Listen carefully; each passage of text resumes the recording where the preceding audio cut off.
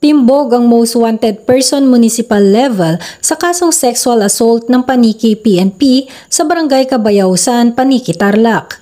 Ayon sa ulat ng Paniki PNP, pasado alas 11 ng umaga na maaresto ang akusado na si alias Tom sa ikinasang manhunt operation para sa kasong sexual assault sa pinagsanib puwersa ng mga tauhan ng Paniki Municipal Police Station kasama ang Tarlac Provincial Investigation and Detective Management Unit na nagresulta sa agarang pagkakaaresto nito. Ang akusado ay kasalukuyan nang nasa kustodiya ng Paniki Municipal Police Station para sa wastong dokumentasyon at tamang disposisyon. Patuloy ang Tarlac PNP katuwang ang iba pang ahensya ng gobyerno sa paghuli ng mga most wanted person upang masiguro ang kaayusan sa kanilang nasasakupan dahil sa bagong Pilipinas ang gusto ng pulis, ligtas ka. Mula dito sa Tarlac Police Provincial Office, ako ang iyong PNN correspondent, Patrolwoman Maureen Kiaki, alagad na batas, taga-taguyod na balitang pulis.